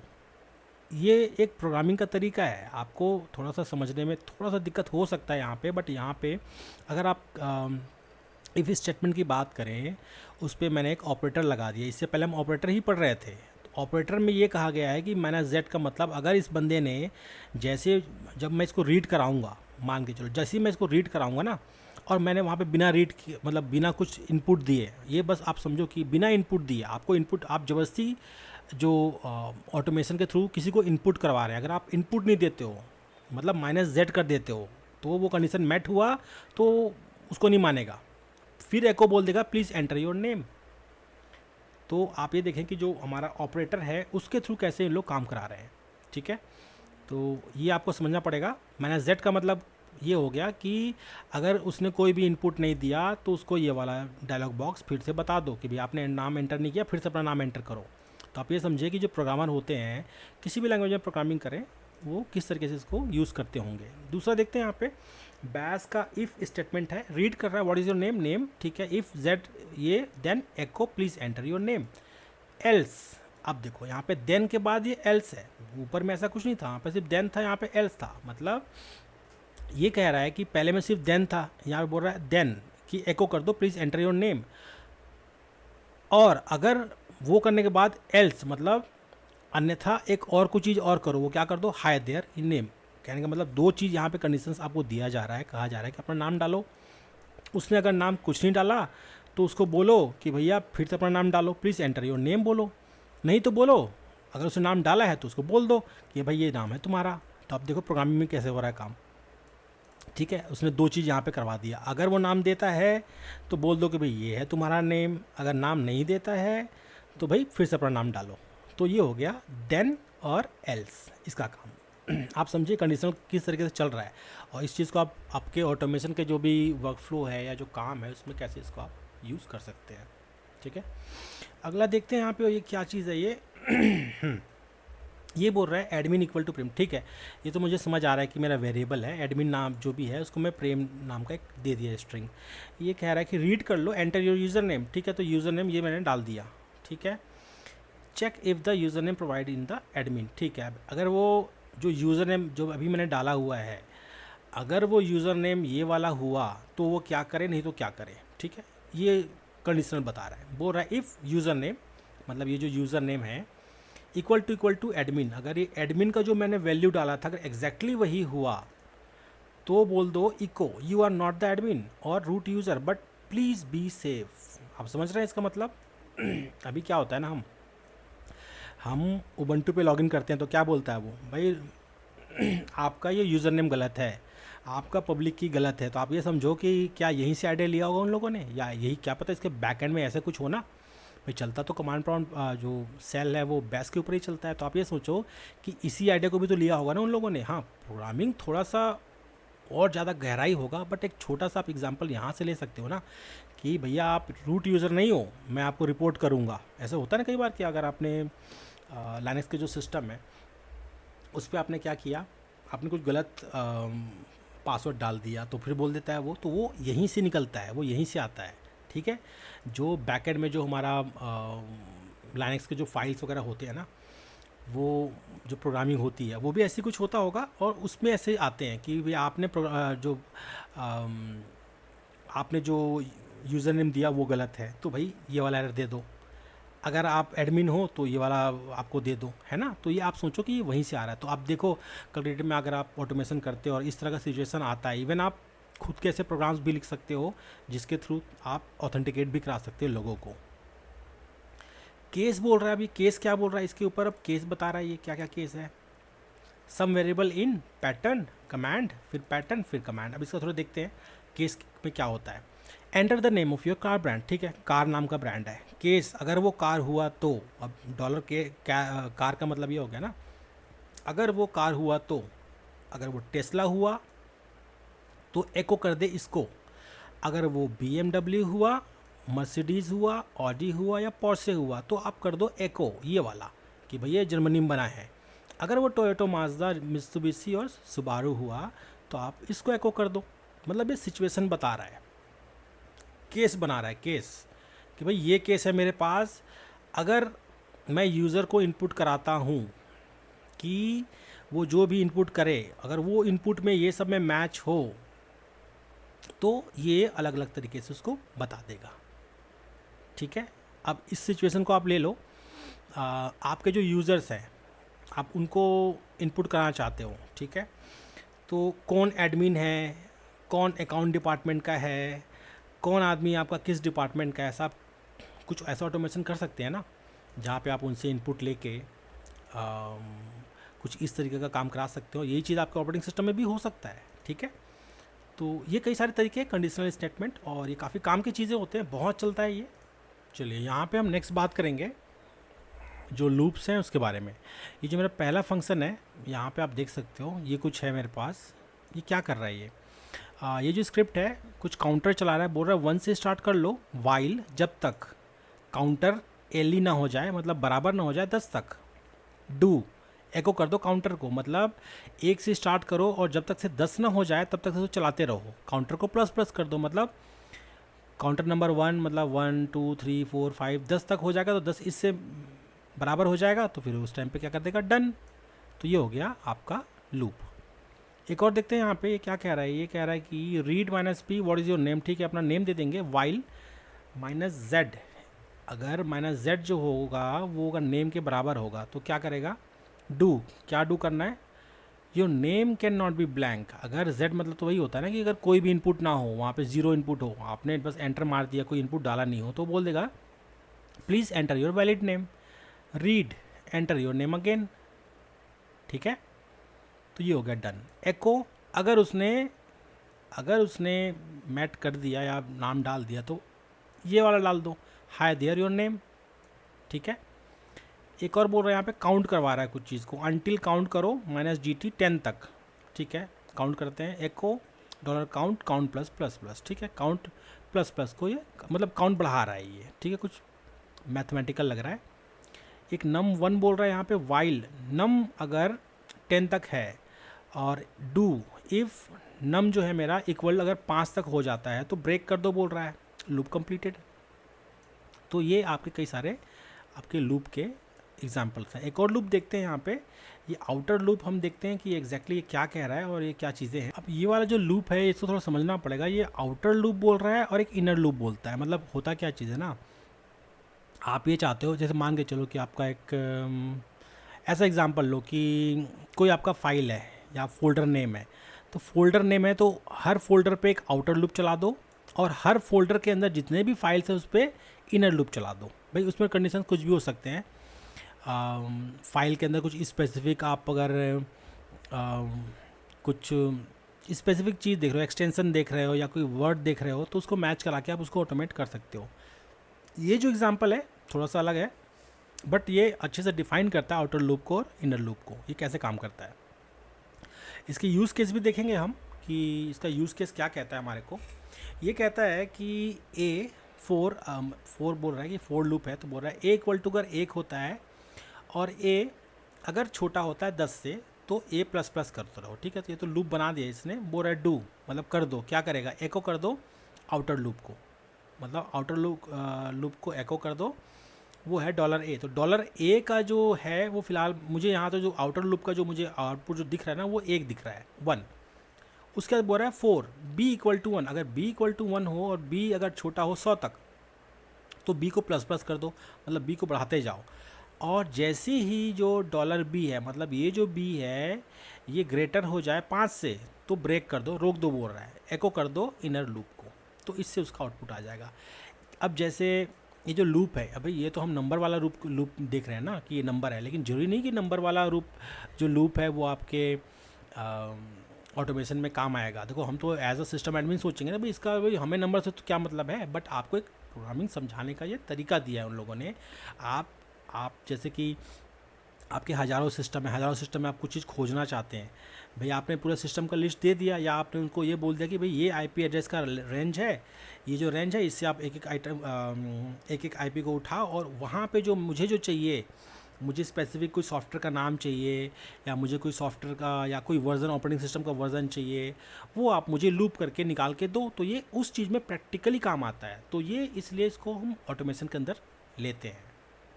ये एक फंक्शन की भी बात आती है, तो फंक्शन जो है हमारा वो तो देखो प्रोग्रामिंग में तो फंक्शन होता ही है, ये उसका आउटपुट है। यहाँ पे फंक्शन में कहा जा रहा है कि एक फंक्शन बना दो बोल रहा है। फंक्शन को हमेशा ऐसे जो डबल जैसे कॉलन होते हैं ना, इसके हिसाब से जो स्टार्टिंग ब्रैकेट और ओपनिंग ब्रैकेट और क्लोजिंग ब्रैकेट से दिखाते हैं। तो हेलो नाम का एक कोई फंक्शन बनाया जा रहा है, इसको जब भी आप कॉल करोगे ना तो इसका जो भी आउटपुट है जो इसके अंदर आप रखना चाहते हो, अब देखो ये यहाँ पे सिर्फ एको बोल रहा है, इसके अंदर आप बहुत कुछ और डाल सकते हो, इसके अंदर लूप डाल सकते हो, इसके अंदर कुछ स्पेसिफिक टाइप का आप ऑटोमेशन का जो भी चीज़ें हैं वो डाल सकते हो, और जब भी इस फंक्शन को आप कॉल करोगे तो ये वाला जो काम है वो करके देगा। ठीक है, तो इसी को हम फंक्शन बोलते हैं। फंक्शन मतलब आप कह लो कि कोई बड़ा सा जो चीज़ है आपका, या एक आप ये कह लो कि आपने आईपी एड्रेस या किसी सिस्टम का आपने कुछ इन्फॉर्मेशन निकालना है, उसके लिए आपने एक फंक्शन बना दिया। आप सिर्फ फंक्शन को कॉल करोगे और उनको दे दोगे उसका आईपी एड्रेस या होस्ट नेम के हिसाब से दे दोगे, तो वो डायरेक्ट उसका एक बार में उसका जो आपको इन्फॉर्मेशन चाहिए आप लिख दोगे फंक्शन एक बना दोगे, फंक्शन यहाँ पे लिख दोगे, बना दोगे, यहाँ पे आप बोल दोगे कि फंक्शन इन्फो या कंप्यूटर इन्फो या पीसी इन्फो या सर्वर इन्फो, ऐसा कुछ फंक्शन बना दो। उसके अंदर लिख दो कि वो जब चले तो सिस्टम के अंदर जो भी चीज़ें हैं, ठीक है, उसका इन्फॉर्मेशन, सिस्टम इन्फॉर्मेशन आपको निकाल के दे दे। ठीक है, तो आपने फंक्शन बना दिया तो आपको फिर उतना लंबे लंबे कोड लिखने की ज़रूरत नहीं पड़ेगा, बस आप फंक्शन को कॉल करते जाओ और सर्वर का नाम देते जाओ, या सर्वर का नाम जो है एक्सेल की सीट में या CSV में या टेक्स्ट फाइल में आप डाल दो, और लूप लगा दो, वो अपने आप सबका, मतलब आपके पास एक सिस्टम हो या हज़ारों सिस्टम हो, वो चुटकियों में आपको निकाल के पूरा का पूरा रिपोर्ट दे देगा, पूरा का पूरा इन्वेंट्री रिपोर्ट दे देगा, या कुछ स्पेसिफिक टाइप का इस आपका कुछ रिक्वायरमेंट है ये वो भी आपको करके दे देगा। ठीक है, तो ये हो गया हमारा फंक्शंस। तो ये एक्चुअली हमारा ना एक छोटा सा ये इंट्रोडक्शन था। मतलब इसकी गहराई बहुत ज़्यादा, अगर एक एज अ डेवलपर अगर बात करें तो गहराई बहुत ज़्यादा है, इसके यूसेज भी बहुत ज़्यादा है और काम भी बहुत ज़्यादा है इसका। फ़िलहाल एक जो हम एक छोटा सा इंट्रोडक्शन में जो सोच रहा था ना, ये मैंने वैसे कुछ आपको बताया है। अब जैसे बैश आप चला रहे हो, ठीक है, आप बैश चलाने के पीछे ठीक है, मैं अगर ये बैश चला रहा हूँ तो मैं इसको कुछ और भी तरीका होगा कि इसको डिबग कैसे करो। डिबग करने के लिए -x लिख दो, भाई आपका जो स्क्रिप्ट है उसमें -x लिख दो, वो डिबग हो जाएगा। -x लिखोगे तो डिबग करने लग जाएगा, बता देगा कि एग्जैक्टली कुछ एरर है तो वो बता देगा। कंट्रोल के करने से क्या होगा, जो कर्सर है मतलब एंड ऑफ द लाइन, मतलब काफ़ी सारी चीज़ है, कंट्रोल के है, कंट्रोल यू है, मैं यहाँ देख पा रहा हूँ कंट्रोल क्यू है, स्टॉप करने के लिए काम आता है, कंट्रोल सी है, टर्मिनेट करने के लिए आता है, जो करंट कमांड, भाई कमांड आपने दिया यहाँ पे आपके स्क्रिप्ट में कुछ कमांड चल रहा है, उसको आपने कंट्रोल सी दबाया तो वो वहीं पे रुक जाएगा। तो ऐसे कई सारे इनके हॉट कीज़ होते हैं और कई सारे तरीके से उसको आप मैनेज करते हो, डिबग करते हो, लाइन में एरर है उसको समझते हो, वेट कराते हो, और भी बहुत सारी चीज़ें हैं जिसके थ्रू आप ये बैश की जो स्क्रिप्टिंग है ऐसा कर सकते हो। अगर आपने ये वाला जो चीज़ जो मैं अभी बता रहा हूँ अगर आपने ये समझ लिया है, ऑलमोस्ट सेम ऐसा ही चीज़ ना पावर सेल में भी होता है। तो अगर आप इस चीज़ में अगर इधर आप या तो चाहो पावर सेल पे यही चीज़ सीख लो, वहाँ पे भी ऐसी ये सब चीज़ें होते हैं, और बैश में भी यही होता है, तो दोनों में से कोई एक सीख जाओगे मतलब आपने दोनों सीख लिया। ठीक है, हम उतने ज़्यादा डीप मतलब डीपर में नहीं जाएंगे, उतने डीप में नहीं जाएंगे, काफ़ी लंबा होगा वीडियो और काफ़ी कुछ आगे इसके अंदर। देखो स्क्रिप्टिंग के अंदर भी बहुत सारी चीज़ें हैं। मेरा टारगेट बस ये है कि मैं ये चाहता था कि जो देखो अभी हम जाएंगे ऑटोमेशन के काम पे, टेराफॉर्म पे काम करेंगे, एनसाइबल पे काम करेंगे और भी बहुत सारे अलग अलग टेक्नोलॉजीज़ पे काम करेंगे, तो वहाँ पे भी आपको एक पॉइंट ऐसा है कि हर चीज़ को आपका टेराफॉर्म नहीं कर पाता। कभी कभार ऐसे होता, ऐसा सिचुएशन आता है जहाँ पे आपका जो सेफ है, टेराफॉर्म है, एनसाइबल है, या कोई और भी ऑटोमेशन आपके टूल्स वगैरह हैं, उसके लिए आपको बैश की स्क्रिप्ट लिखनी पड़ सकती है।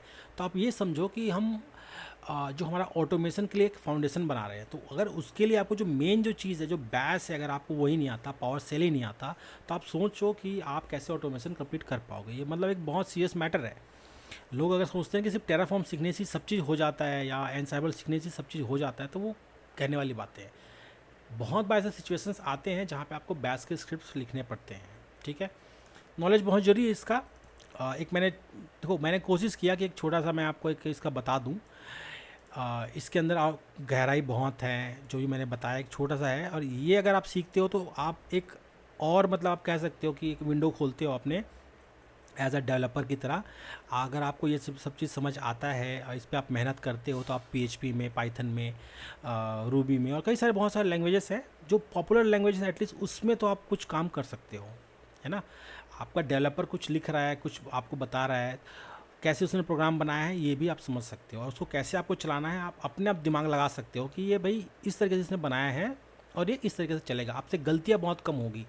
आपको अगर पता है कि भैया मेरा जो ये जो एप्लीकेशन है जो डेवलपर ने बना के दिया है, उसने मुझे कहा है कि इस तरीके से चलेगा ये सब चीज़ें, तो उसको भी आप आराम से अंडरस्टैंड कर सकते हो। और बिना डेवलपर की मदद से होता क्या है ना, बहुत कॉन्फ्लिक्ट होता है डेवलपमेंट टीम में और जो सिस एडमिन होता है उस टीम में, बहुत मतलब कॉन्फ्लिक्ट होता है प्रोडक्शन में खासकर। इसी के लिए डेवॉप्स का कंसेप्ट लाया गया था। जो ट्रू डेवॉप्स होता है, मेरा रिकमेंडेशन है आपको ज़रूर आना चाहिए प्रोग्रामिंग। देखो बहुत ज़्यादा ना आए, लेकिन इतना आए कि आप डेवलपर को आराम से समझ सको। डेवलपर का लिमिटेशन है, आपका लिमिटेशन नहीं है। अगर आप थोड़ा सा अपनी तरफ से पुश करोगे ना, तो आप ये समझो कि आराम से अपने कंपनी के लिए बहुत कुछ अच्छा काम कर सकते हो या अपने लिए भी अच्छा काम कर सकते हो। ठीक है, जिसके बेस पे आपको अच्छे प्रमोशंस वगैरह मिल जाएंगे और कोई प्रॉब्लम नहीं होगा उस पर। तो हमने आज काफ़ी अच्छा ऑटोमेशन का काम देखा है, समझा है बैश के थ्रू। पावर सेल को भी हम देखेंगे अगर जब ज़रूरत पड़ेगी, क्योंकि हमने कुछ विंडोज़ के सिस्टम पे भी हम ऑटोमेशन का काम करेंगे। मैं मिक्स करूंगा इस चीज़ को, आपके जो ऑटोमेशन का जो हमारा ये बैश है, पावर सेल है और AWS है। हमने AWS का लास्ट जो हमारा जो सेशन था उसको हमने कंप्लीट किया है। अब हम जाएंगे एडवांस की तरफ। यहाँ पे आपको काफ़ी मेहनत करना पड़ेगा, समझना पड़ेगा। अगर आप फ्लो में नहीं है, आपको समझ नहीं आ रहा है, तो आप थोड़ा धीरे से इसको समझें। पीछे के जो वीडियोस है अगर आपने उसको बिल्कुल नहीं देखा है तो आपको काफ़ी कुछ आप मिस करोगे और समझ नहीं आएगा। बीच से देखने का मतलब ये है कि अरे मैं तो बहुत कुछ जानता हूँ पीछे वाला चीज़, मुझे वो सब चीज़ को पढ़ना नहीं है भाई, मैं तो डायरेक्ट इसमें घुस जाऊँगा। तो ये कहने वाली बातें हैं। पीछे जितने भी चीज़ें हमने जो मैं जो डिस्कस किया, मैंने बताया, वो एक्चुअल में आपका फाउंडेशन है। जैसे मैंने आज जो बताया ना, ये फाउंडेशन है आपके ऑटोमेशन का। इसको हम आगे बड़े बड़े जगह पे यूज़ करेंगे और कभी न कभी ये कहीं न कहीं पे काम आएगा। ये सब एक साथ जुड़े हुए हैं। ऐसा नहीं होता कि आप एक दिन में ही आप आर्किटेक्ट बन जाते हो, आपको सब चीज़ आ जाता है, आपका जॉब, आपका जो स्किल्स है निखर जाता है। ऐसा बिल्कुल नहीं होता, ठीक है? बहुत साल की मेहनत लगती है। मैंने कोशिश किया है कि आप ये कुछ वीडियोस ही आप देखो, तो आपको एक इंस्पिरेशन मिलेगा। सब्जेक्ट जो है इसके अंदर जो टॉपिक्स हैं और भी बहुत गहरे हैं। अगर आपका इंटरेस्ट बनता है तो होगा यही कि आप और आगे अच्छे से और पढ़ोगे और अच्छे से समझोगे और अपने आप जो स्किल्स है उसको अच्छे से और आगे बढ़ा पाओगे। और आपको इससे तो फ़ायदा ही होगा, नुकसान तो कुछ होने वाला है नहीं। अच्छी सैलरी मिलेगी, अच्छा आप नॉलेज होगा, तो आप काफ़ी काम कर पाओगे, ठीक है? कोई भी प्रॉब्लम हो आप प्लीज़ मुझे बताएं। अगर आपको लगता है कि थोड़ा लैंग्वेज में कोई इशू है या मैं ढंग से पढ़ा नहीं पा रहा, समझा नहीं पा रहा, आप प्लीज़ मुझे बताएं। थोड़ा सा मैं जल्दी बोलता हूँ या जैसा भी आपको लगे, उसके बारे में मुझे बताएं, मुझे किस तरह से इसमें काम करना चाहिए। बाकी मैं कोशिश करता हूँ कि अब आपको शायद आदत हो गया होगा कि किस तरीके से हम इस पे आगे बढ़ रहे हैं। एक मतलब फाउंडेशन में देने की कोशिश किया मैंने। आगे अभी बहुत सारे चीज़ें हैं, ऐसे टेक्नोलॉजीज़ है ना कि अभी अभी भी मैं मान के चल रहा हूँ कि हम 5 साल पीछे हैं, ठीक है? तो वो टाइम भी आएगा जब हम आज के टेक्नोलॉजी में काम करेंगे, ब्लॉकचेन्स में, एनालिटिक्स में काम करेंगे, जो रियल वर्ल्ड प्रोजेक्ट्स होते हैं उस पे काम करेंगे। हाँ, उस पे टाइम बहुत लगेगा, पूरा प्रॉपर कोड लिखना पड़ेगा, इंफ्रास्ट्रक्चर बनाना पड़ेगा, कुछ पैसे मुझे भी खर्च करने पड़ेंगे। तो काफ़ी सारी चीज़ें हैं, वो करेंगे जैसे जैसे सिचुएशन बनते जाएगा वैसे वैसे करते जाएंगे। बट मेरा ये गारंटी है, अगर आप ये जो जितने भी वीडियोस में बनाता हूँ इसको आप फॉलो करते हो, तो एटलीस्ट आप एक अच्छा इंप्रूवमेंट अपने अंदर ला सकते हो। बस आपको मेहनत करना है।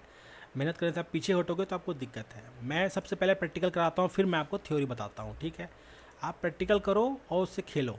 जितना खेलोगे उतना अच्छे से समझ आएगा। और आपको बोर लग रहा है तो थोड़ा टाइम लो, लेकिन आप उसको कंप्लीट करो, ठीक है? तो आज के लिए इतना ही। मैं आपसे मिलूंगा मेरे नेक्स्ट वीडियो में। हम आगे और भी बहुत सारे ऑटोमेशन के काम करेंगे और काफ़ी कुछ सीखने वाले हैं। अब जो भी चीज़ हम करेंगे वो एकदम एडवांस लेवल पे करेंगे थ्रू AWS। जो ऑटोमेशन के टूल्स हैं वो, प्लस डेवलपमेंट को लेके जाएंगे। जो हमने कई सारे जो डिफरेंट डिफरेंट जो टेक्नोलॉजीज़ होते हैं, काफका है, SQS है, जो डेवलपर वाले बहुत सारे जो काम होते हैं ना, वो उसको भी हम अंदर लाने की कोशिश करेंगे और इसको और कॉम्प्लेक्स बनाएंगे। जितना कॉम्प्लेक्स घुसेंगे, जितने कॉम्प्लेक्स चीज़ में आप काम करोगे, उतना ज़्यादा आपका स्किल बढ़ेगा, उतनी ज़्यादा आपकी सैलरी भी बढ़ेगी, ठीक है? और आप ट्रू प्रोफेशनल तभी कहलाओगे। तो आज के लिए इतना ही। मैं आपसे मिलूंगा मेरे नेक्स्ट वीडियो में। तब तक के लिए धन्यवाद।